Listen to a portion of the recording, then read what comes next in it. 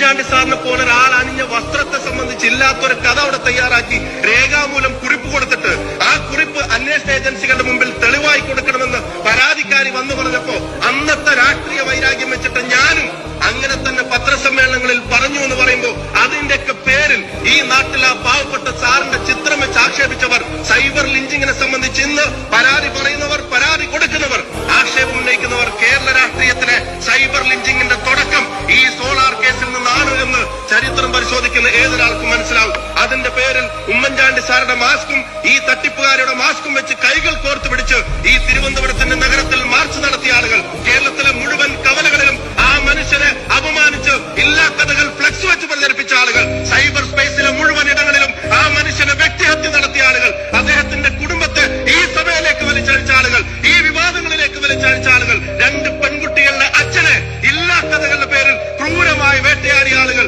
PC ജോർജിനെ പോലുള്ള ഒരു പൊളിറ്റിക്കൽ വേസ്റ്റിന്റെ വാക്ക് കേട്ടിട്ട് പോലും ഈ ഉമ്മൻചാണ്ടി എന്ന് പറയുന്ന പൊതുപ്രവർത്തകനെ ഇതുപോലെ ആക്ഷേപിച്ചവർ, ഇതുപോലെ പരിഹസിച്ചവർ, ഈ സഭാ നടുത്തളം പോലും അതിനുവേണ്ടി ഉപയോഗിച്ചവർ, നിങ്ങൾ എന്താണ് കേരളത്തിന്റെ പൊതുസമൂഹത്തിന്റെ മുമ്പിൽ പറയാൻ പോകുന്നത്? നാളെ ഉമ്മൻചാണ്ടി നിങ്ങളോട് ക്ഷമിച്ചെന്നിരുന്നാൽ പോലും കേരളീയ പൊതുസമൂഹം ഈ ക്രൂരതക്ക് നിങ്ങൾക്ക് മാപ്പ് തരില്ല എന്ന കാര്യത്തിന് ഒരു സംശയം നിങ്ങൾക്ക് വേണ്ട.